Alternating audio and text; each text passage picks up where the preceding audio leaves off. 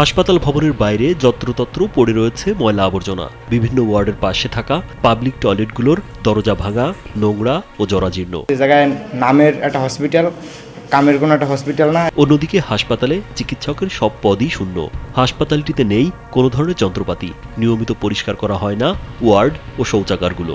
যে চিকিৎসা ব্যবস্থা যে ধরনের দরকার এই সমুদ্র উপকূলে, যেখানে পর্যটক সহ হাজারো আপনার শ্রমজীবী মানুষ রয়েছেন, জেলেরা রয়েছেন, এদের চিকিৎসা সুবিধার্থেই এই হাসপাতালটি করা হয়েছে। কিন্তু এই হাসপাতালে আপনার পর্যাপ্ত ডাক্তার নেই, নার্স নেই, চিকিৎসা ব্যবস্থাও ভালো নেই এবং এখানে শুধু কোনো যন্ত্রাংশও নেই, বাহির থেকে পরীক্ষা করা লাগে। পর্যটন নগরী পটুয়াখালী সাগরকন্যা কুয়াকাটার পাশেই অবস্থিত কুয়াকাটা 20 শয্যা বিশিষ্ট স্বাস্থ্য কমপ্লেক্স। কুয়াকাটায় আসা পর্যটক ও উপকূলের সাধারণ মানুষের স্বাস্থ্যসেবা নিশ্চিতের দাবিতে 2012 সালে হাসপাতালটি প্রতিষ্ঠিত হয়। এখানে এমবিবিএস ডাক্তার নাই এবং এখানকার স্থানীয় মানুষ যারা আছে বিশেষ করে তারা এখান থেকে প্রায় 24 কিলোমিটার দূরে গিয়ে কিন্তু সেবা প্রদান করতে হয় এবং দেশীয় বিদেশি যে পর্যটক আছে বিশেষ করে তাদের বিভিন্ন সমস্যার ক্ষেত্রে কিন্তু এখানে বিঘ্নতা ঘটে।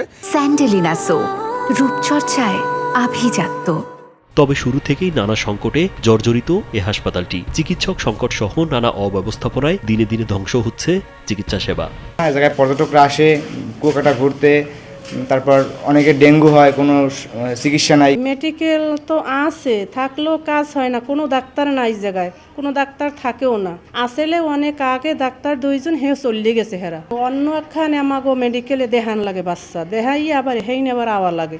ডাক্তার না থাকায় মানবিক কারণে স্যামকো দিয়ে চালাচ্ছেন চিকিৎসা। দ্রুত সংকট নিরসন হবে বলে জানান উপজেলা পরিবার পরিকল্পনা কর্মকর্তা ডাক্তার শঙ্কর প্রসাদ অধিকারী। তুলাতলী 20 শয্যা বিশিষ্ট হাসপাতালে 6 জন ডাক্তারের পোস্ট আছে, তার মধ্যে 4 জন হচ্ছে কনসালটেন্ট, জুনিয়র কনসালটেন্ট পদে এবং 2 জন মেডিকেল অফিসার। কিন্তু দুর্ভাগ্যজনক হলে সত্য যে আমরা ওখানে ডাক্তার পাইনি। একজন ডাক্তার গত শনিবারে জয়েন করেছেন, উনি আরম্ভ পদে জয়েন করেছেন, উনি ওখানে থাকবেন এবং আমি কোয়ার্টারের ব্যবস্থা করে দিয়েছি। তবে শীঘ্রই সেবার মান ফিরিয়ে আনার আশ্বাস দেন জেলা civil surgeon doctor Khaledur Rahman Mia. Total Patuakhali জেলারই আমার ডাক্তার নাই, টোটাল পটুয়াখালী 7টা উপজেলা মিলে 21 জন ডাক্তার আছে। এটা এবং যে কলাপাড়া ওইটা বন্ধ আছে আপাতত কার্যক্রম, এটা ঊর্ধ্বতন কর্তৃপক্ষ জানেন। সবকিছু সবাইকে জানানো হয়েছে। আশা করা যাচ্ছে যে আমাকে অল্প যে কোনো মুহূর্তে এটার হয়তো সমাধান হবে।